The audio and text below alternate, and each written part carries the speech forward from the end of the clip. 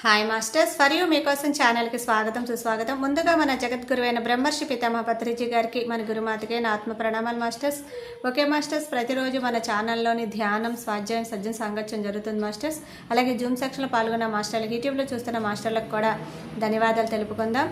Okay masters, ఈరోజు మన ఛానల్కి సీనియర్ పిల్లలు మాస్టర్ గారైన వనజ మేడం రాజమండ్రి నుంచి వచ్చారు. మేడం గారిని సాదరంగా ఆహ్వానించుకుందాం. ఈరోజు మేడం చెప్పబోయే టాపిక్ ప్రకృతి. ఈ ప్రకృతి ఆత్మజ్ఞానం అందించడానికి మేడం గారికి వెల్కమ్ చెప్దాం మాస్టర్స్. నమస్తే మేడం, వెల్కమ్ మేడం. సబ్జెక్ట్ ప్రకృతి.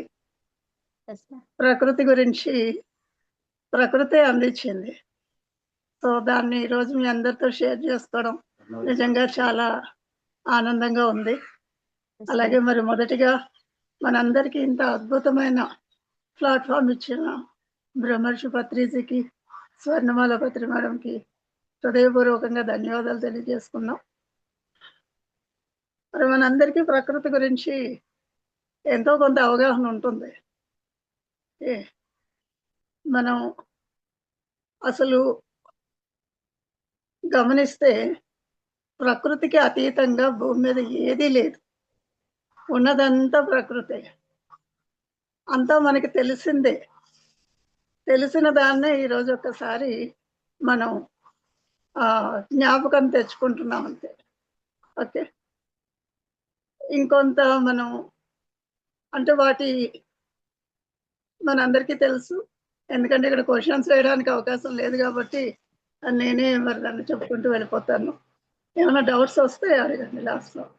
ఓకే, జనరల్గా మనందరం ప్రకృతి అనగానే చెట్లు, నీరు, ఇలా అన్నీ చెప్తూ ఉంటాము. మరి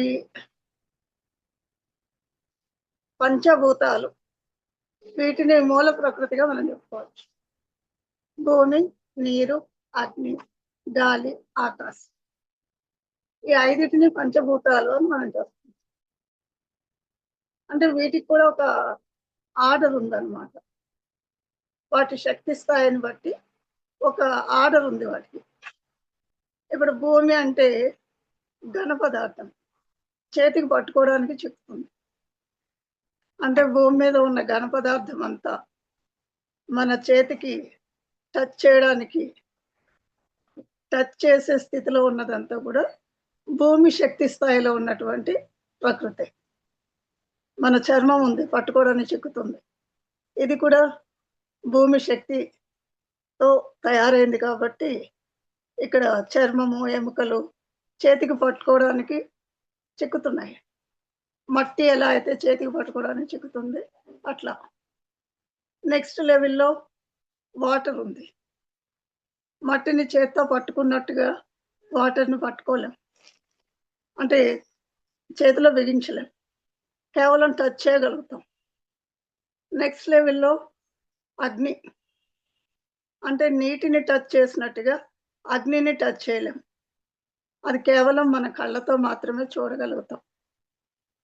నెక్స్ట్ లెవెల్లో వాయువు, గాలి. మరి అగ్నిని కళ్ళతో చూసినట్టుగా వాయువుని చూడడం సాధ్యం కాదు. వాయువు మనల్ని టచ్ చేస్తే గాలి చల్లగా ఉంది, వేడిగా ఉంది, గాలి వస్తూ ఉందని చెప్తాం. నెక్స్ట్ లెవెల్లో ఆకాశం. ఆకాశం అంటే శూన్యం. మనం ఇక్కడ తెలుగులో క్వాంటిటీని బట్టి పదాలు మారుతూ ఉంటాయి. ఖాళీ అంటాం, బాటిల్లో ఖాళీ ఉందా లేదా, ఇంట్లో ఖాళీ ఉందా లేదా, ఆ ఖాళీ అంటే కూడా శూన్యమే. అలాగే మనం ఆకాశం అంటే పైన ఎక్కడో ఉంది అంటాం, అంటే దాని స్థాయి పెరిగిన తర్వాత దాని పేరు ఆకాశం. అలాగే ఇంకా దానికి కూడా ఎన్నో పేర్లు ఉన్నాయి, ఆ స్థాయి పెరిగే కొద్ది. ఓకే, ఇప్పుడు మనకి 1 అవర్లో కంప్లీట్ చేయాలి కాబట్టి అవసరమైనంత చెప్పుకుందాం. ఇప్పుడు పంచభూతాలు, భూమి, నీరు, అగ్ని, గాలి, వాయువు, ఆకాశం, వీటి గురించి మనకు బాగా తెలుసు. ఇంకొంత మనం ఇక్కడ అవగాహన చేసుకోవాల్సింది, వాయువుని అంటే గాలి మనల్ని టచ్ చేస్తే గుర్తిస్తున్నాం. కానీ శూన్యాన్ని ప్రతి క్షణం ఉపయోగించుకుంటున్నాం. అంటే మనం ఒక అడుగు ముందుకెయ్యాలంటే అక్కడ శూన్యం ఉంటేనే వేయగలుగుతాం. Traffic jam అయిందంటాం. అంటే ఏంటి? మన వెహికల్ ముందుకు వెళ్ళడానికి శూన్యం ఉండాలి. లేదంటే వెళ్ళదు. ఈవెన్ నేను చెయ్యి ఇలా కదపాలంటే గూడా ఇక్కడ శూన్యం ఉంటేనే కదపగలుగుతా. అంటే మన శరీరం కదలికకి శూన్యం అనే శక్తిని ప్రతి క్షణం ఉపయోగించుకుంటుంది. ఏ పని జరగాలన్నా మొట్టమొదట ఉండాల్సింది శూన్యమే. కాబట్టి కానీ గాలిని స్పర్శతో గుర్తించినట్టుగా కూడా శూన్యాన్ని గుర్తించాలి. శూన్యానికి ఉనికే లేదు. ఓకే. ఇవన్నీ మనకి తెలిసినటువంటి విషయాలే. మరి ఈ పంచభూతాలని ఎవరు సృష్టించారు? సృష్టికర్త అని ఒక పేరు తీసుకుంది. విశ్వాత్మ అనండి, భగవంతుడనండి, మూల ప్రకృతి అనండి.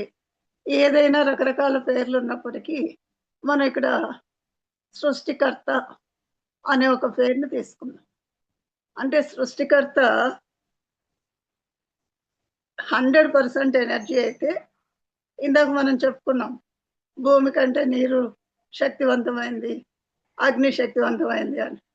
మళ్ళీ దేన్ని తక్కువగా భావించకూడదిక్కడ. ఎందుకు అంటే సృష్టికర్త ఎనర్జీ 100% ఉంది. అంటే అక్కడ తన గురించి తనకి తెలుసుకోవాలని ఒక ఆలోచన రావడం వల్ల తనని తను తెలుసుకోవడానికి తనలో ఉన్న కొంత శక్తిని తగ్గించుకొని స్పేస్‌గా రూపం మార్చుకుంది. ఇంకొంత తగ్గించుకొని వాయువుగా, ఇంకొంత తగ్గించుకొని అగ్నిగా, ఇంకొంత తగ్గించుకొని నీరుగా, ఇంకొంత తగ్గించుకొని భూమిగా రూపాలు మార్చుకోవడం జరిగింది. కాబట్టి ఇప్పుడు అన్నిటిలో ఉన్నది ఏంటి?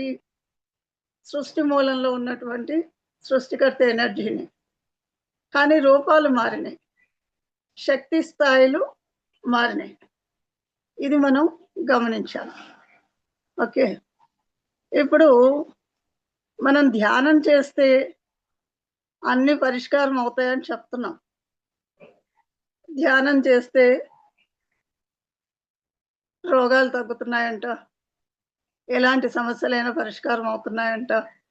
అంటే ఎలా పరిష్కారం అవుతాయి? కళ్ళు మూసుకొని శ్వాసను గమనిస్తూ ఉంటే అనేది ఒక డౌట్ ఉంటుంది. మనం ఏ పని చేసినా మనకి కావాల్సింది మనం చేసే పని పట్ల విశ్వాసం కావాలి. ఆ విశ్వాసాన్ని పెంచుకోవడానికి మనకి నేచర్ కాన్సెప్ట్ అనేది, ఈ ప్రకృతి కాన్సెప్ట్ అనేది బాగా ఉపయోగపడుతుంది. ఎందుకంటే నేను క్వెషన్ వేశాను. కొంతమంది జ్యోతి రూపాన్ని ధ్యానం చేస్తున్నారు. మనం శ్వాసను ధ్యానం చేస్తున్నాం. ఎవరికి వాళ్ళు ఇదే కరెక్ట్ అని చెప్తూ ఉంటారు. వాళ్ళెందుకు అది చేస్తున్నారు? మనం ఎందుకు ఇది చేస్తున్నాము అన్నప్పుడు నాకు ఈ సబ్జెక్ట్ అందింది. అలాగే కొంతమంది నేను ఎక్కువ పూజలు చేస్తుండేదాన్ని ధ్యానానికి ముందు. ఈ పూజలు చేయడం అనేదాన్ని తప్పుపట్టేవారు. అంటే ఏదైనా సాయం కావాలంటే ఒక మనిషి చేస్తాడు గానీ, మీరు పూజించే దేవుడు చేస్తాడా అని. అయితే నాకు నిజమే కదా! నేను పూజ చేయకుండా ఆ దేవుడే ఏదో నడిపిస్తున్నాడు, బాబా నడిపిస్తున్నారు అనే ఒక ఇదిలో ఉన్నాను. మరి వీళ్ళే పూజలు చేయట్లేదు కదా! వీళ్ళనే భగవంతుడు కాపాడుతున్నాడు అనేటటువంటి ఒక క్వెషన్ వచ్చింది. అప్పుడు నాకు గోదావరి బ్రిడ్జ్ నుంచి వెళ్తుంటే ఆ వాటర్‌ని చూసినప్పుడు అంటే మనం ప్రశ్న వేస్తే సమాధానం మనకి అందుతుంది. ఆ గోదావరి బ్రిడ్జ్ నుంచి వెళ్తుంటే ఆ వాటర్‌ని చూసినప్పుడు అవును, మనిషి ఎవరు కూడా వాటర్ సృష్టించలేరు కదా! ఇది ఎవరు సృష్టించారు? అక్కడి నుంచి ఈ పంచభూతాలు భగవంతుడి సృష్టి అనేది అవగాహనకొచ్చింది. సరే, ఇప్పుడు మనం శ్వాసను గమనిస్తున్నాం. ఎందుకు గమనిస్తున్నాము? ఇక్కడ భూమి, నీరు, అగ్ని, గాలి, ఆకాశం. అంటే వాయువు అనేది 4 స్థానంలో ఉంది. ఆకాశం అనేది 5 స్థానంలో ఉంది. ఆ పైన ఉన్నది సృష్టికర్త, విశ్వాత్మ. ఇప్పుడు ఈ 6 కలయికనే మనం ప్రకృతి అని అర్థం చేసుకున్నప్పుడు ఆత్మ గురించి, ఆత్మకున్న శక్తి గురించి, ఆత్మ జ్ఞానం గురించి అద్భుతంగా అవగాహన వస్తుంది. ఎప్పుడైతే మనం ప్రకృతి అంటే పంచభూతాలుగా మాత్రమే తీసుకుంటే ఆత్మ గురించి ఎంత చెప్తున్నా అర్థం కాదు. ఆత్మలంటే దయ్యాలు, భూతాలు అనుకునే స్థితిలో కూడా ఎంతో మంది ఉన్నారు. ఆత్మ అంటే ఈ సృష్టికి మూలం, విశ్వాత్మ అని చెప్తున్నాం. అంటే సమస్త విశ్వానికి ఆత్మ ఉంది. సో ఇప్పుడు మనందరికీ భగవద్గీత ఏం చెప్పిందంటే పూర్వజన్మ పాపపు కర్మల వల్ల రోగాలు వస్తాయని చెప్పబడింది. శ్లోకాలను నేను మనకు అర్థమయ్యే విధంగానే సరళంగా చెప్పుకుంటేనే బాగా అర్థమవుతాయి. రోగాలకి కారణం ఏంటంటే మన పూర్వజన్మ పాపపు కర్మలు అని చెప్పబడింది.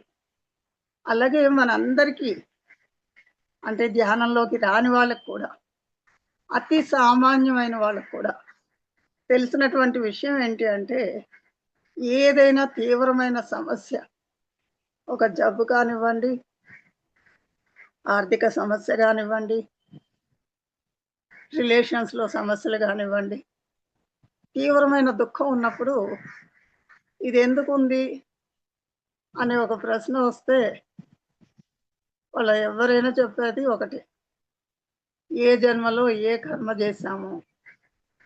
అంటే ఇక్కడ కర్మ వల్లనే సమస్య ఉంది, దుఃఖం ఉంది అని అందరికీ అవగాహన ఉంది. అయితే అదే భగవద్గీతలో ఇంకొక శ్లోకం చెప్తారు, జ్ఞానాగ్ని దగ్ధ కర్మాణం. అంటే జ్ఞానం అనే అగ్ని కర్మని దగ్ధం చేస్తుంది. అంటే కర్మ వల్లే సమస్య ఉంది, జ్ఞానం అనే అగ్ని కర్మని దగ్ధం చేస్తుంది అని చెప్పబడింది. అయితే ఇక్కడ ఏ జ్ఞానము? ఆత్మజ్ఞానం. ఓకే, మరి ఈ ఆత్మజ్ఞానం ఎక్కడ దొరుకుతుంది? నిన్న మొన్న కాదు, మనకి భగవద్గీత చెప్పింది. కొన్ని వేల సంవత్సరాల క్రితమే భగవద్గీత కానివ్వండి, బైబిల్ కానివ్వండి, ఖురాన్ కానివ్వండి, బుద్ధుడిచ్చిన జ్ఞానం కానివ్వండి, షిరిడి సాయిబాబా చెప్పింది కానివ్వండి, అందరూ చెప్పింది ఆత్మ జ్ఞానమే, ఆత్మ గురించిన జ్ఞానమే. ఆత్మ నుంచి మనం ఏం పొందుతున్నాము, ఆత్మ కోసం మనం ఏం చెయ్యాలి అనేది అన్ని గ్రంథాలు అందించినాయి.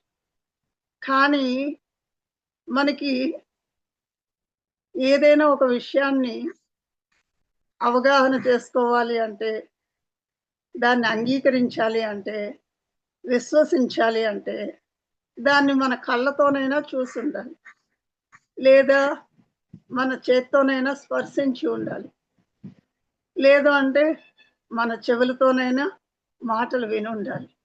అప్పుడే దాన్ని అవగాహన చేసుకునే స్థితిలో ఉన్నంత వరకు కృష్ణుడు చెప్పిన భగవద్గీత, జీసస్ చెప్పిన బైబిల్ ఏవి అర్థం కాలేదు.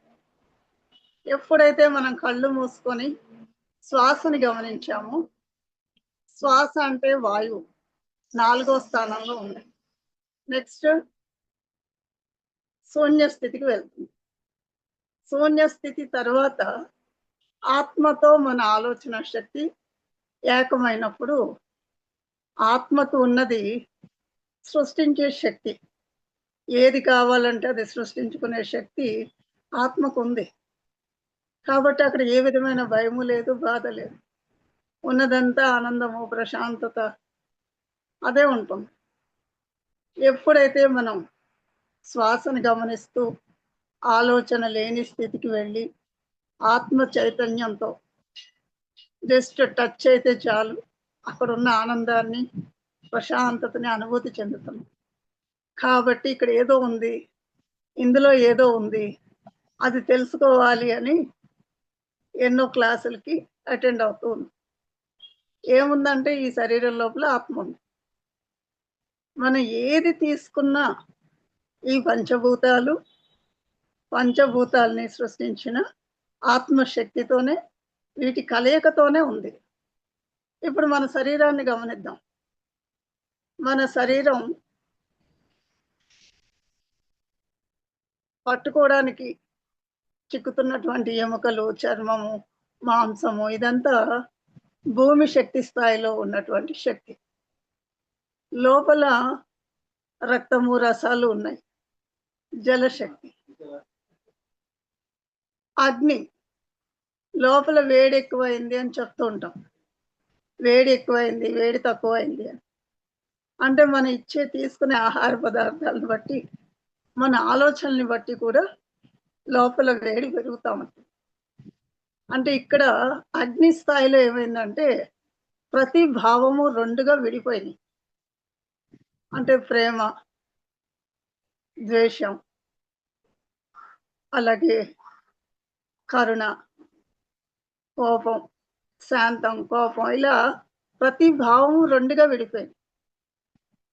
కాబట్టి మనం ఎప్పుడు మంచి, చెడు, తక్కువ, ఎక్కువ, పాపం, పుణ్యం, ఇలా దేన్నైతే వ్యతిరేకిస్తూ ఉంటామో మన లోపల ఒక ఘర్షణ మొదలు. ఈ ఘర్షణ నుంచి కూడా లోపల వేడి పెరుగుతుంది. మళ్ళీ దాన్ని తగ్గించడానికి ఏం చేయాలి?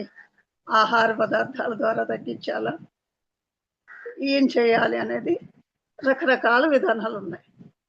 మనం ధ్యానం ద్వారా తగ్గించుకుంటున్నాం.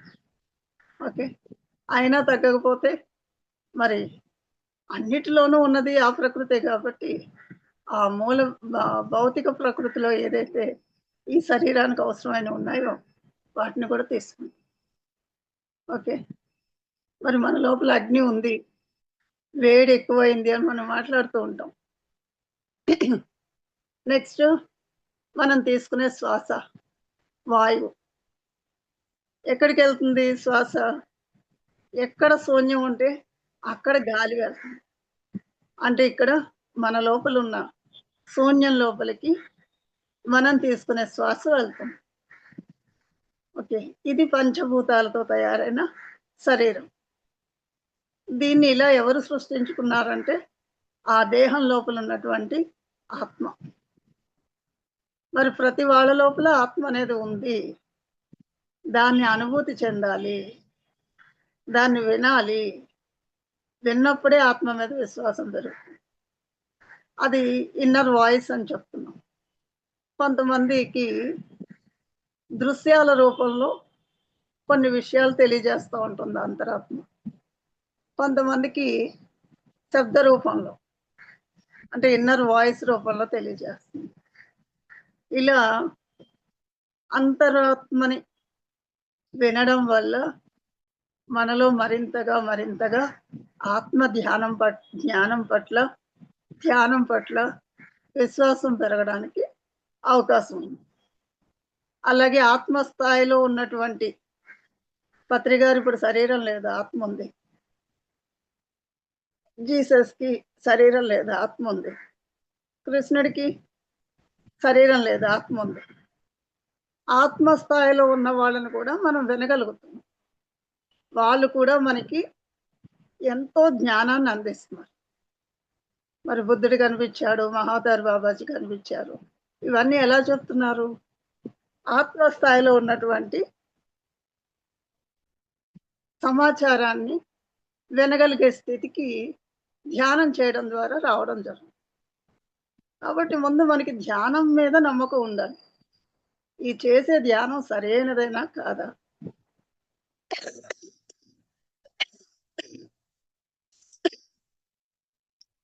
ఏదో టైంపాస్ కోసం చేయడం వేరు, జ్ఞానం కోసం చేయడం వేరు. ఎప్పుడైతే మనం జ్ఞానం తెలుసుకోవాలని ప్రయత్నం చేస్తూ ఉంటామో డెఫినెట్గా మనకు అవసరమైనటువంటి ఇదే రావాలి అని ఏం లేదు. కనిపిస్తేనే ధ్యానం, వినిపిస్తేనే ధ్యానం అని కూడా ఏం లేదు. మనం ఎంత ప్రశాంతంగా ఉండగలుగుతున్నాం దీన్ని మనం చూసుకోవాలి. మనం మనతో మనం ఆనందంగా ఉన్నామా లేదా? ఇది చూసుకోవడమే మనకి ఆధ్యాత్మిక ఎదుగుదలలో ఎన్నో స్టేజెస్ ఉంటాయి. మన వర్క్‌ని బట్టి, మన ఎంపికలను బట్టి మనం కొన్ని తెచ్చుకుంటాం. కాబట్టి ఎవరితోనూ మనం పోల్చుకొని, వాళ్ళకిలాగా నాకు లేదు కాబట్టి నేను తక్కువ అనేటటువంటి ఆ ఆత్మ న్యూనతా భావం ఉండకూడదు. ఆత్మ న్యూనత ఉంది అంటే, మనలో ఉన్న దైవ శక్తిని మనం తక్కువ చేసి చూస్తున్నట్టే అర్థం. ఓకే. ఏదైనా కానివ్వండి. మన ఆత్మ ఎంపిక మన ఆత్మదంతే. మనలో ఉన్న ఆత్మ ఎక్కడి నుంచొచ్చింది? విశ్వమూలాత్మ నుంచి వచ్చింది. ఈ రూపంలో ఉండి కొన్ని అనుభవాల కోసం. కాబట్టి మనం ఏదైనా గాని ఏం నేర్చుకోవాలి? ఆనందంగా లేము అంటే ఏం నేర్చుకోవాలి? ఆనందంగా ఉన్నామంటే ఆనందాన్ని ఆనందించాలి. ఓకే. వాళ్ళకిలాగా మన లైఫ్ లేదు. వాళ్ళెన్నో కష్టాలు తెచ్చుకొని ఉంటారు. అవన్నీ కావాలా మనకి? కాబట్టి ఎప్పుడు పక్క వాళ్ళతో పోల్చుకొని, వాళ్ళకంటే మన లైఫ్ ఏదో తక్కువ అనుభూతిలో ఉన్నట్టుగా ఫీల్ అవ్వాల్సిన అవసరం లేదు. ఇంకా మనం ఈ ప్రకృతి గురించి ఇంకొంత అర్థమయ్యేలా తెలుసుకోవాలి అంటే, ఇప్పుడు మనం ఒక బిల్డింగ్‌లో ఉన్నాం. ఒక ఇంటిని నిర్మాణం చేస్తున్నాం. ఆ ఇంటి నిర్మాణానికి ఏం వాడుతున్నారు? ఇసుక, సిమెంటు, ఇటుకలు ఇవంతా చేతికి పట్టుకోవడానికి చిక్కుతాయి. అది భూమి శక్తి స్థాయి. తరువాత నీరు పోస్తాం. జలశక్తి. ఈ సిమెంటు, ఇసుకలో నీరు పోసి గోడలు కట్టిన తర్వాత సూర్యుడి నుంచి వచ్చే వేడితో గోడలు గట్టిపడతాయి. అది అగ్నిశక్తి. అసలు మనం ఈ సిమెంటు, నీరు వాడి గోడలు కట్టాలంటే ముందక్కడ ఖాళీ ఉండాలి. ఖాళీ అంటే ఆకాశం. ఆ ఖాళీలో ఆల్రెడీ గాలుంటుంది. ఎక్కడైతే శూన్యం ఉందో, శూన్యం ఎక్కడుంటే అక్కడ గాలుంటుంది. 2 ఆల్రెడీ అక్కడున్నాయి. ఆ రెండిటిని ఈ మూడిటితో కలిపి 5 శక్తితో ఒక భవనాన్ని నిర్మించడం జరిగింది. మరి ఈ ఇల్లు సైజ్ ఇంతుండాలి. ఇన్ని గదులుండాలి. ఇన్ని కిటికీలుండాలి. ఇన్ని ద్వారాలుండాలి. ఇది ఈ మెటీరియల్‌తో కట్టాలి. ఇన్ని అంతస్తులుండాలి అని ఎవరు ఆలోచన చేశారో, అతని ఆలోచనకి రూపమే ఆ బిల్డింగ్ యొక్క సృష్టి జరిగింది. మరి ఎప్పుడైతే అతనే ఆ ఇంటికి ఓనర్. ఆ ఇల్లు పంచభూతాలతో నిర్మించుకోవడానికి ముందు ఆ ఇంటి ఓనరు చేసిన ఆలోచన ద్వారానే అది సృష్టించబడింది. కాబట్టి ఇంటి ఓనర్ ఎవరు? ఆ ఇంటికి సృష్టికర్త. ఇంటిని నిర్మించుకున్న తర్వాత ఆ ఇంటి ఓనర్ ఇంట్లో నివాసం ఉంటాడు. అలాగే పంచభూతాలతో మన దేహాన్ని నిర్మించుకున్న తర్వాత నిర్మించుకున్నదెవరు? మన లోపలున్న ఆత్మనే.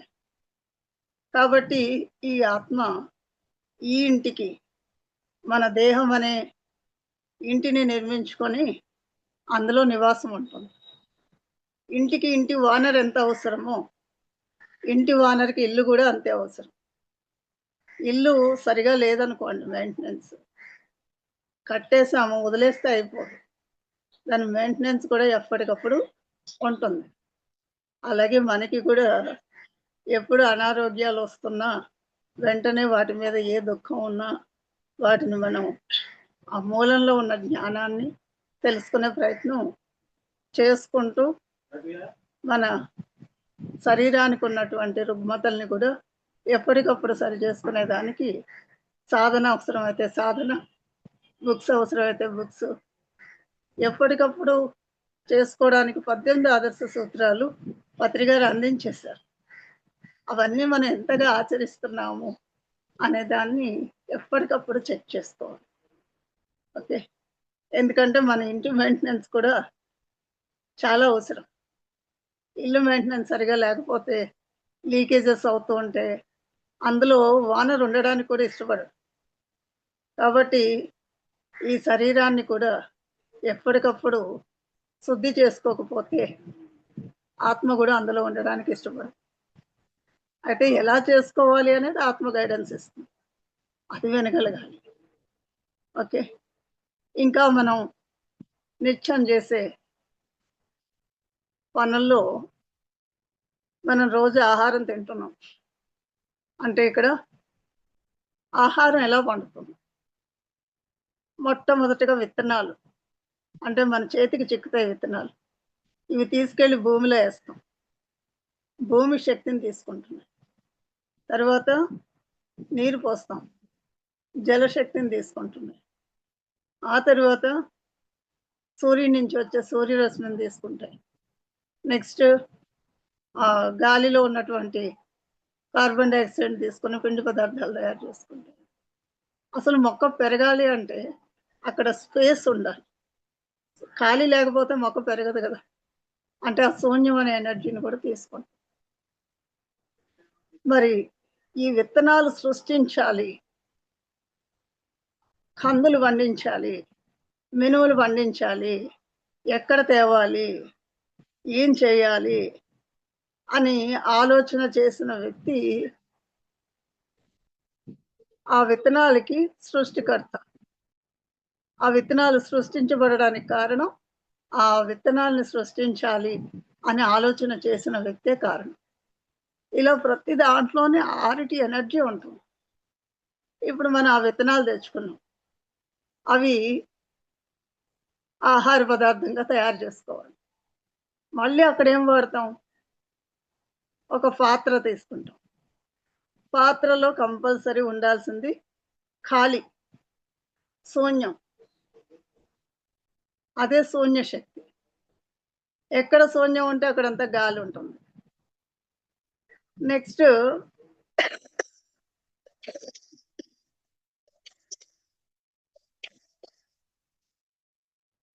దానిలో మనం కందిపప్పును, బియ్యం, వెజిటబుల్స్ వేస్తాం. ఇదంతా ఘన పదార్థం. తర్వాత నీరు పోస్తాం. అది జలశక్తి. Next stove వెలిగిస్తున్నాం. అగ్నిశక్తి. అంటే భూమి, నీరు, అగ్ని, పాత్రలో ఉన్న స్పేస్, శూన్యము, స్పేస్లో ఉన్న వాయువు, వాయుశక్తి, ఈ 5 కలయికతో మనం తినే ఆహార పదార్థం తయారైంది. మరి ఇది తయారు చేయాలని ఎవరు ఆలోచన చేశారు? ఏం చెయ్యాలి, ఎంత చెయ్యాలి, ఏ రుచులతో చెయ్యాలి అని ఆలోచన చేసిన ఆ వ్యక్తి ఎవరైతే ఉంటారో వాళ్ళే ఈ ఆహార పదార్థం సృష్టికి మూలం. కాబట్టి ఇలా మనం ఏది తీసుకున్నా, ఒక వృక్షాలను తీసుకున్నా అందులో బెరడు, చేతికి పట్టుకోవడానికి దొరికేదంతా భూమి శక్తి, దానిలో ఉండే రసాలు జలశక్తి. ఆ కట్టెలు అంటిస్తే అగ్ని వస్తుంది. అది అగ్నిశక్తి ఆల్రెడీ అందులో ఉంది కాబట్టి మనం అంటిస్తే అంటుకుంది. మరి మొక్క పెరిగేటప్పుడు స్పేస్ ఎనర్జీని తీసుకుంటుంది. మరి ఆక్సిజన్ని విడుదల చేసి కార్బన్ డయాక్సైడ్ తీసుకుంటుంది అనే విషయం మనకి సైన్స్ పరంగా తెలుసు. ఇలా ఏది గమనించినా ఈ 6 కలయికతోనే నడుస్తూ ఉంది. మరి మన లోపల ఉన్నటువంటి ఆత్మ విశ్వాత్మ నుంచి వచ్చింది కాబట్టి అది ఎంతో శక్తివంతమైంది. దాని నుంచి మనం ఏం పొందుతున్నాము, దానికోసం మనం ఏం చేయాలి తెలుసుకోవాలి. మరి ఇక్కడ విషయాలు కాకపోతే మనం దాని మీద పెద్దగా దృష్టి పెట్టలేదండి. రోజు మన కళ్ళతో చూస్తున్నవే, మన చేతులతో చేస్తున్నవి. కాకపోతే వాటి మూలంలో ఏముంది అనేది ఈరోజు తెలుసుకోవడం జరిగింది. అలానే మనం చేసే శ్వాస మీద ధ్యాస, ధ్యానం ద్వారా ఏం జరుగుతుంది అంటే ఆత్మజ్ఞానం అందుతుంది అనేది ఆ, ఆత్మ దగ్గర ఉన్న జ్ఞానం అందుతుంది. ఎందుకు ఏదైనా ఒక క్రియేషన్ జరిగినప్పుడు దానికి ఒక పర్పస్ ఉంటుంది. కాబట్టి మన జీవితంలో జరుగుతున్న సంఘటనలన్నీ కూడా ఏదో పర్పస్గా మన అంతరాత్మ క్రియేట్ చేస్తుంది. దాని పర్పస్ ఏంటి తెలియాలి అంటే మన అంతరాత్మను వినాల్సింది. ఎందుకంటే మన చుట్టూ శరీరం కోసమే, శరీర పోషణ కోసమే జీవించే వాళ్ళు ఉంటారు. ఈ శరీర పరిస్థితులకి మనసు కారణం అనే అవగాహన ఉన్న వాళ్ళు ఉంటారు. అలాగే బుద్ధి కారణం, ఇది మంచిది, ఇది చెడు, మంచి చేస్తే బాగుంటుంది, చెడు చేస్తే సమస్యలు వస్తాయి. ఇలా మంచి చెడు, తక్కువ ఎక్కువ, పాపం పుణ్యం, ఈ అవగాహనలో ఉన్న వాళ్ళు ఉంటారు. సామాజిక నియమాలు, చట్ట నియమాలు, ఇలాంటి అవగాహన ఉన్న వాళ్ళు ఉంటారు. అలాగే ఆత్మ ఉంది, ఆత్మజ్ఞానంతోనే మన జీవితం నడిపించబడుతుంది అనే అవగాహన ఉన్న వాళ్ళు ఉంటారు. అంటే రకరకాల స్థాయిల్లో అవగాహన ఉన్న వాళ్ళు ఉన్నారు. మనకి అందుకే ఎప్పుడు కన్ఫ్యూజన్, అలా చేయాలా, ఇలా చేయాలా, ఎవరు చెప్పింది కరెక్ట్ అని. ఎవరికి వాళ్ళే కరెక్ట్, కానీ మనం ఏది ఆచరించాలి అనేది మన అంతరాత్మ గైడ్ చేస్తుంది. అది మనం ఫాలో అవడం అవసరం.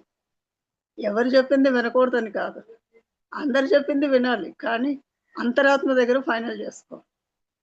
ఆత్మ స్పందన అనేది మనం గుర్తించగలగాలి. అది ధ్యానం ద్వారా,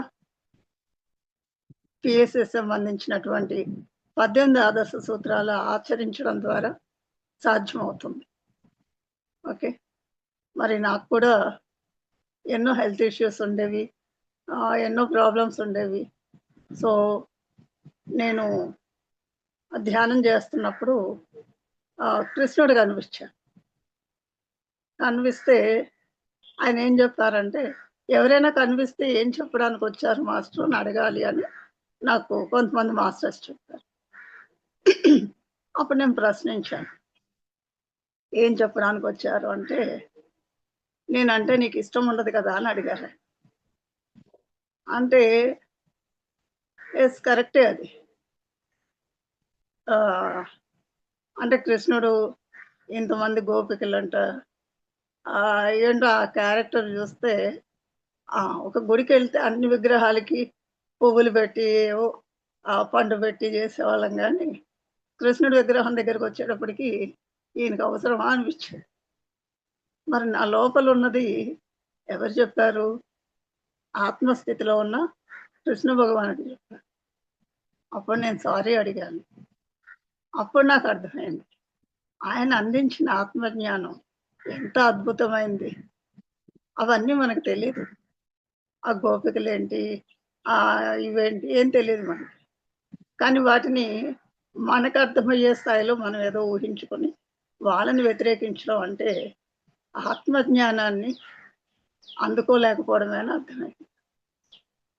అప్పటి నుంచి ఆయనలో ఉన్నటువంటి, ఆయన అందించిన ఆత్మజ్ఞానం విలువని నేను అర్థం చేసుకోగలిగాను, అందరికీ చెప్పగలుగుతున్నాను.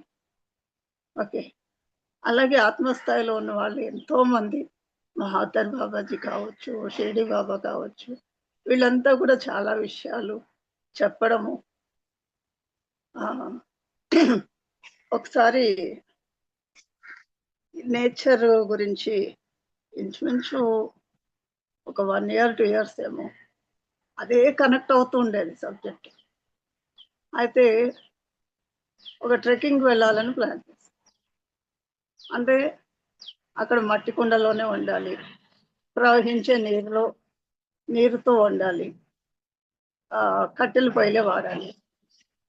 అంటే ప్లాస్టిక్, స్టీల్ అలాంటివి ఏమీ లేకుండా ఓన్లీ మట్టి, ఆకు, చెక్క, ఈ మూడిటినే వాడాలి అనేది ఆ విజన్స్ అలా వస్తూ ఉన్నాయన్నమాట.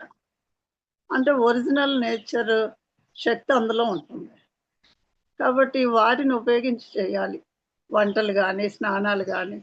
అలాగే పడుకునేది కూడా ఆ నేల మీదనే, ఓపెన్ ఆకాశంలోనే, అంటే రూమ్స్ లేకుండా అట్లా. సరే మట్టి కుండలు కావాలి. ఆ ఏరియాకి వెళ్ళడానికి భద్రాచలం నుంచి 1 ½ అవర్ పడుతుంది. నేనొక మాస్టర్‌ని అడిగాను. సార్ మీకు భద్రాచలం దగ్గర కదా! మట్టి కుండలు దొరుకుతాయా? ఆయనేమన్నారంటే, "ఏంటి మట్టి కుండల్లో ఉండేది? అక్కడికెళ్ళేటప్పుడు ముక్కలవుతాయి. ఆహ్, జర్నీలో ఎలా తీసుకెళ్తారు వాటిని? అలాంటివన్నీ వదిలేసేయండి" అని చెప్తారు. సరే నాకేమో ఆ విజన్స్‌లో నేనెంతో ఎంజాయ్ చేశాను. సరే ఏం చేయాలిప్పుడు? అనుకోంగానే మహావతార్ బాబాజీ కనిపించారు. ఆయనేం చెప్పారంటే, "ఆ ట్రెక్కింగ్ అంతా ప్లాన్ చేస్తున్నది నేను" అని చెప్పారు. ఓకే. వాళ్ళు చేస్తున్నప్పుడు ఇంక నేనెందుకు ఇవన్నీ ఆలోచించాలి అని నాకు ఏదైతే ఆ విజన్ రూపంలో కనిపించిందో అది చేయడానికి నేను నిలబడ్డాను. వెంటనే నాకు కావాల్సిన విధంగా మట్టి కుండలు హైదరాబాద్‌లోనే దొరికినాయి. అక్కడి నుంచి భద్రాచలం వెళ్ళాను. అక్కడి నుంచి నాకు చక్కటి వెహికల్‌లో నేనున్న ప్లేస్‌కి తీసుకెళ్ళి వెహికల్ వచ్చింది. అసలు అన్నీ సునాయాసంగా అయిపోయినాయి. ఆ వచ్చిన వాళ్ళంతా కూడా అద్భుతంగా ఎంజాయ్ చేశారు. ప్రేమ్‌నాథ్ సార్ అయితే నేనొక 10 ట్రెక్కింగ్‌లకెళ్ళాను. ఇంతవరకు ఎక్కడ ఇంత ఎంజాయ్ చేయలేదు అని చెప్తారు. అంటే మహావతార్ బాబాజీ నేను అరేంజ్ చేస్తున్నానని ఏదైతే చెప్పారో, తర్వాత ఇంకొంతమంది మాస్టర్స్ అసలు ఈ ట్రెక్కింగ్‌కి ఎందుకెళ్ళాలి? క్లాసెస్‌తోనే టైం అయిపోతుంది గదా! ఇది అవసరమా అని క్వెషన్ వేసినప్పుడు వాళ్ళకి కూడా మహావతార్ బాబాజీ, ఆంజనేయ స్వామి ఇలా ఫస్ట్ మహావతార్ బాబాజీ, ఆంజనేయ స్వామి. తర్వాత పరమశివుడు ఎనర్జీతో కనెక్ట్ అయ్యాను. అలా తర్వాత సృష్టికర్త ఎనర్జీ గూడా యాడ్ అయింది. అలా ఒక 4, 5 ట్రెక్కింగ్స్ చేసాం. అన్నీ అద్భుతంగా జరిగాయి. కాబట్టి ఆహ్, మాస్టర్స్ ఇచ్చే మెసేజెస్ మనకి ఎంతో ధైర్యాన్ని, విశ్వాసాన్ని పెంచుతూ ఉంటాయి. ఎంతో జ్ఞానాన్ని గూడా ఇస్తూ ఉంటాయి. ఓకే. అలాగే సరే ఇప్పుడు మనం ఈ ధ్యానం ద్వారా ఏం చేయాలి? అసలు ఏంటి మన ఈ ఆఖరి జీవితం అని జెప్తున్నాం. ఆఖరి జన్మ జేసుకోవాలంటున్నాం. ఎందుకు భూమి మీదకొస్తున్నాము? ఏం చేయడానికొస్తున్నాము? ఏం చేస్తున్నాము? ఏం చేయడం ద్వారా మన ఈ లైఫ్ పర్పస్ అనేది ఫుల్‌ఫిల్ అవుతుంది అనేది జస్ట్ అంటే నాకు తెలిసిన అవగాహనని ఈరోజు మీతో పంచుకునే ప్రయత్నం జేస్తాను. ఓకే. అంటే ప్రతి జన్మ ఒక అనుభవమే. మళ్ళీ ఇది మాత్రమే అల్టిమేట్ అని అనుకోమాకండి. ఓకే. సో, ప్రతి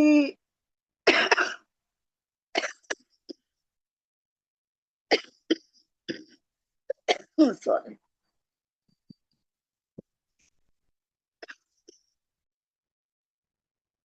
ఇప్పుడు ఒక ఉసిరికాయ ఉందనుకోండి. దానికో రూపం ఉంటుంది. దానికొక రుచి ఉంటుంది.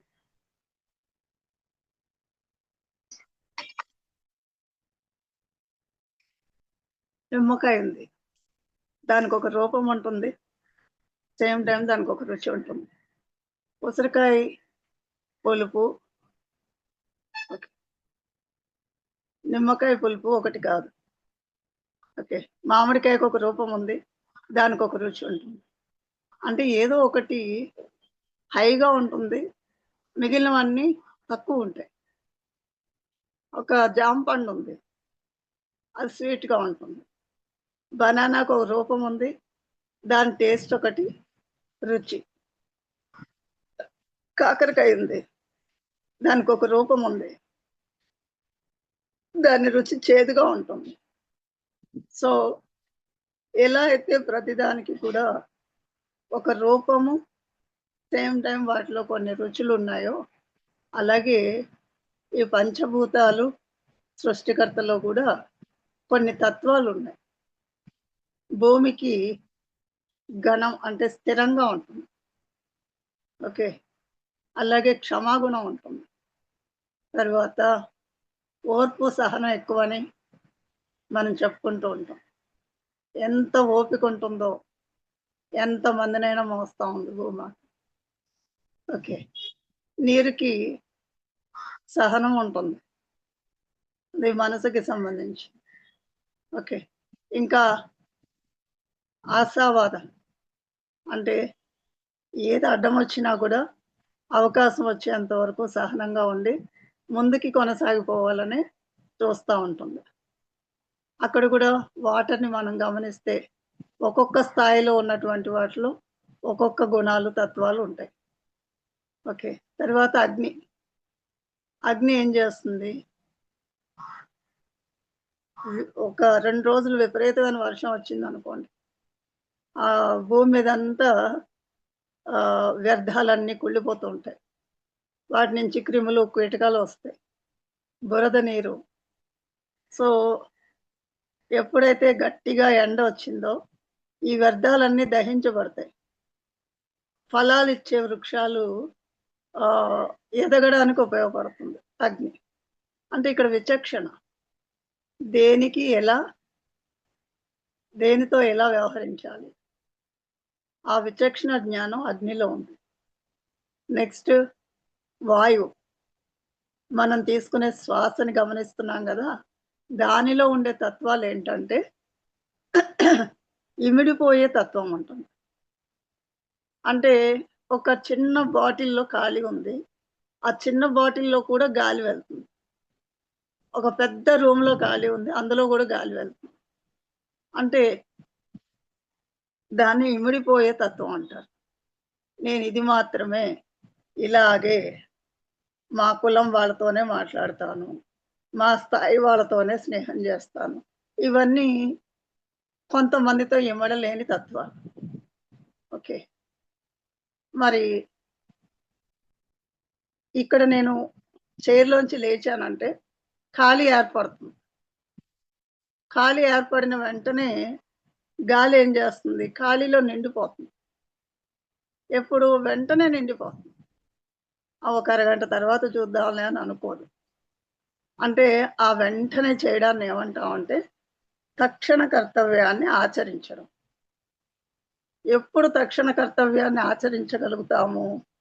ఎరుకతో ఉంటే, అవేర్‌నెస్‌తో ఉంటే. ఎరుక అన్నా, అవేర్‌నెస్ అన్నా, గమనించడం అన్నా అన్నీ ఒకటే. ప్రతి క్షణం గమనించే స్థితిలో ఉంటుంది కాబట్టి, వాయువు తన పనిని ఆ ఖాళీలో నిండిపోవడం అనే పనిని తక్షణమే చేయగలుగుతుంది. ఇక్కడ మనకి శ్వాసని గమనించడం ద్వారా, శ్వాస అంటే వాయువు. ఆ వాయువుని గమనించడం ద్వారా మనలో పెరిగేవి కూడా ఇవే. ఒకటి ఇంకొకటి వేగంగా వ్యాపిస్తుంది. వాయువు వేగంగా వ్యాపిస్తుంది. ఇప్పుడు మనకి కూడా ఇదివరకు ఇంట్లో పనులు చేసుకోవడానికే 24 గంటలు సరిపోయేది. కానీ ఇప్పుడు మనకు అదనంగా టైం ఏమీ పెరగలేదు. కానీ ధ్యానం చేస్తున్నాము, ప్రచారం చేస్తున్నాము, క్లాసులకి అటెండ్ అవుతున్నాము. అంటే మనకు అదనంగా టైం పెరిగిందా? అంటే లేదు. మన నిర్ణయాలు తీసుకోవడంలో వేగం పెరిగింది. మనం చేసే పనిలో వేగం పెరిగింది. కాబట్టి మనకి సమయం మిగులుతాం. అంటే వేగం పెరిగింది అనేది మనం గమనించొచ్చు. ఎందుకు సమస్యలు పరిష్కారం అవుతున్నాయి అంటే, ప్రతి సమస్య నేర్చుకోవడం మనం తెచ్చుకున్నదే. నేర్చుకోవడంలో కూడా వేగం పెరుగుతుంది కాబట్టి, వేగంగా నేర్చుకునే సమస్య నుంచి బయటపడడం జరుగుతుంది. కాబట్టి మనల్ని మనం గమనిస్తే, ఇవన్నీ పెరుగుతున్నాయి అంటే, మనం ధ్యానం సరిగా చేస్తున్నామని అర్థం. ఎప్పుడు చేయాల్సిన పని అప్పుడు చేస్తున్నాం. ఎరుకతో ఉన్నాం. ఈ క్షణం నేనేం ఆలోచిస్తున్నాను? నేనేం మాట్లాడుతున్నాను? ఎందుకు చేస్తున్నాను? ఏ భావంతో ఉన్నాను? ఇది మనల్ని మనం గమనించే స్థితికి ఎదిగినప్పుడు, మనల్ని మనం సరిచేసుకుంటే, మన లైఫ్‌లో ఉన్న పరిస్థితులు సరి అవుతాయి అనేది మనకి బ్రహ్మర్షి పత్రిజీ తెలియజేసిన విషయం. మరి మనల్ని మనం గమనిస్తే, మనలో వేగం పెరిగిందని గమనించొచ్చు. తర్వాత ఇమిడిపోయే తత్వం పెరిగిందా లేదా అంటే, మనం గతంలో ఎలా ఉన్నాం? ఇప్పుడు ఎలా ఉన్నాం? నా కుటుంబ సభ్యులే ఆనందం మాత్రమే అనుకున్నామా? మా బంధువులు మాత్రమే అనుకున్నామా? లిమిటెడ్ ఫ్రెండ్స్ ఉండేవాళ్ళు. ఇప్పుడు అన్‌లిమిటెడ్ ఫ్రెండ్స్ ఉన్నారు. మన జిల్లానా? వేరే జిల్లానా? మన క్యాస్టా? వేరే క్యాస్టా? వీటన్నిటికి మనం అతీతంగా జీవించగలుగుతున్నాం. ఇంకొక ఎగ్జాంపుల్, మనకి ఇంట్లో డైనింగ్ టేబుల్ మీద చక్కగా ఫుడ్ అవర్చి ఉంటుంది. హాయిగా బెడ్డు, ఫుడ్డు అన్నీ ఇంట్లోనే ఉంటాయి. అన్ని కంఫర్ట్స్ ఉన్నాయి. కానీ మనం ధ్యాన మహాచక్రానికి వెళ్తాం. అక్కడ ఫుడ్ తినాలంటే చాలా దూరం నడిచి వెళ్ళాలి. లైన్‌లో నిలబడాలి. అక్కడ నిలబడే తినాలి. ఎక్కడికో వెళ్లి ప్లేట్ కడుక్కోవాలి. అలాగే పడుకునే దగ్గర కూడా ఎన్నో అడ్జస్ట్‌మెంట్లుంటాయి. అయినా అన్నిటికి ఓకే అనుకుని మనమే వెళ్తున్నాం. అదే ఇమిడిపోయే తత్వం అంటే. ఇంట్లో కంఫర్ట్స్ ఓకే. అక్కడ కష్టం కూడా ఓకే. చలి ఓకే. ఎండ ఓకే. అన్నిటిలోనూ అన్ని పరిస్థితుల్లో ఇమిడిపోయే తత్వం మనలో ఎందుకు పెరుగుతుంది అంటే శ్వాసలో ఉంది. ఆ వాయువులో ఉన్న తత్వాలవన్నీ కూడా. నెక్స్ట్ ఆకాశం. ఆకాశం అంటే అన్నిటినీ స్పేస్ తన లోపల ఇముడ్చుకుంటుంది. ఇదే అంగీకార తత్వం. మనం ఎన్నిటినో వ్యతిరేకిస్తూ ఉంటాం. ఇది కరెక్ట్ గాదు, అది కరెక్ట్ గాదు, వాళ్ళు కరెక్ట్ గాదు అనేది. ఇవన్నీ పోవాలి అంటే ఆలోచన రహిత స్థితిలో మనం ఎంత సమయం ఉండగలిగితే అంతగా మనం అన్నిటినీ అంగీకరించే స్థితికి ఎదుగుతామనమాట. ఓకే. ఇంకా అల్టిమేట్‌గా సృష్టికర్తలో ఉన్నటువంటి ఎనర్జీస్ ఏంటి? అక్కడున్న తత్వాలు. సృష్టించే శక్తి ఉంది. కాబట్టి ఆనందాన్ని సృష్టించుకునే శక్తి ఆత్మలోనే ఉంది. అది మనం గుర్తించగలగాలి. దాన్ని ఉపయోగించుకొని ఆనందాన్ని సృష్టించుకున్నప్పుడు జీవితం అంతా ఒక ప్రశాంతత, ఆనందం, ప్రేమతత్వం, కరుణ, కృతజ్ఞత ఇవన్నీ కూడా ఆత్మలో ఉన్నటువంటి తత్వాలు. ఎప్పుడైతే మనం ప్రతి క్షణం ఆనందంగా ఉంటామో, ఈ ఆనందం ప్రేమతో నిండిన ఆనందం. ఆనందం అనేది రకరకాలుగా ఉంటుంది. పక్కవాడికి బాధ కలిగించినప్పుడు వచ్చే ఆనందం గూడా ఒక రాక్షస ఆనందం. పక్కవాడికి ఏదైనా నష్టం కలిగితే ఆనందిస్తున్నాము అంటే, మన లోపల రాక్షసానందాన్ని కోరుకుంటున్నాం. ప్రేమ ఎవరి మీద ఉండాలి? మన జీవితం పట్ల మనకు ప్రేమ ఉండాలి. మన జీవితం పట్ల ఎప్పుడైతే ప్రేమ ఉంటుందో, అలాంటి రాక్షస ఆనందాలు మనం కోరుకోం. పగ, ప్రతీకారం ఇవన్నీ భూమి తత్వానికి వ్యతిరేకం. ఓకే. అంటే మనం మన లోపలున్న తత్వాలతో ప్రకృతికి సహకరించడము, ప్రకృతి వ్యతిరేక తత్వాల్ని పోషించడం 2 ఉంటాయి. అందుకే సేతు మాస్టర్ ఏం చెప్తారంటే, మీరు ప్రకృతి గురించి తెలుసుకోవాల్సిన అవసరం ఉంది.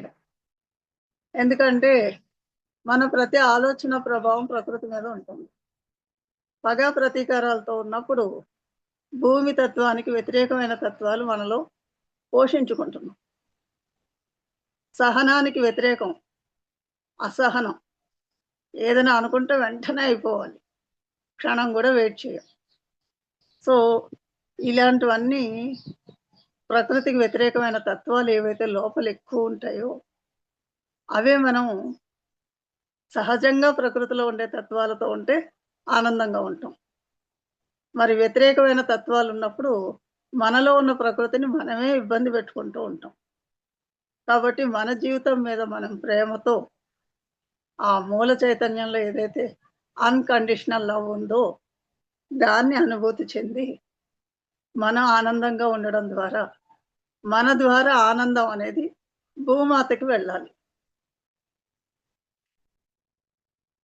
ఆ ప్రేమతో నిండిన ఆనందం భూమాతకి వెళ్ళడం ద్వారా భూమి మీద ఎన్నో జన్మలు తీసుకున్నాం గదా! కాబట్టి భూమాత రుణం తీర్చుకోవడం అంటే ఏంటి అంటే, ఆ విశ్వాత్మ మూలంలో ఉన్న చైతన్యం మన ద్వారా భూమాతకి ప్రసరించినప్పుడు, భూమి లోపల ఉన్నటువంటి ఆ మూల చైతన్యం గూడా శక్తిని పెంచుకొని భూమి కాంతివంతంగా తయారవుతుంది. సో, భూమికి కాంతిని అందించాలి అంటే, మనం కూడా ప్రతి క్షణం ఆ ప్రకృతిలో ఇమిడి ఉన్న తత్వాలేవైతే ఉన్నాయో, అవి పెంపొందించుకోవాలి. సో, వాటి ద్వారా ప్రకృతి శక్తి పెరగడానికి, విశ్వమయ ప్రాణశక్తి పెరగడానికి అనుకూలంగా మనం తయారైనప్పుడు, అది మనకి ఆఖరి జన్మగా అవుతుంది. మరి మన నుంచి శక్తి భూమికెళ్ళకుండా అడ్డుపడేది, మన లోపల ఉన్న ఈ ప్రకృతి వ్యతిరేకమైనటువంటి శక్తులే, తత్వాలే. భయము, బాధ, కోపం, ద్వేషం, ఈర్ష్య, అసూయ, ఆత్మన్యూనత, అహంకారం ఇవన్నీ కూడా ఆ విశ్వమూలంలో ఉన్న చైతన్యాన్ని మన నుంచి భూమాతకి వెళ్ళకుండా అడ్డుపడతాయి. మరి వాటిని శుద్ధి చేసేది విశ్వమయ ప్రాణశక్తి మాత్రమే. అది మన లోపలికి ఎప్పుడొస్తుందంటే, ఆలోచన లేని స్థితిలో ఉన్నప్పుడు వస్తుంది. ఆలోచన లేని స్థితికి వెళ్ళాలి అంటే, శ్వాస మీద ధ్యాస పెట్టాలి. కాబట్టి మనం చేస్తున్నటువంటి ప్రతి పని కూడా ఈ ప్రకృతిలో ఉన్నటువంటి ఏదో ఒక స్థాయితో కనెక్ట్ అయ్యి ఉంటుంది. అన్నిటినీ పోషించడం, అన్నిటినీ శక్తివంతంగా ఉంచుకోవడం అవసరమే. కాబట్టి విగ్రహారాధన అన్నా కూడా ఒక శక్తికి ఒక రూపాన్ని సృష్టించి వాళ్ళు దాన్ని విగ్రహారాధన చేస్తున్నారు. మనం తప్పు పట్టాల్సిన అవసరం లేదు. అది మన పని కాదంతే. ఆ పని మీద వచ్చిన వాళ్ళు ఆ పని చేస్తారు.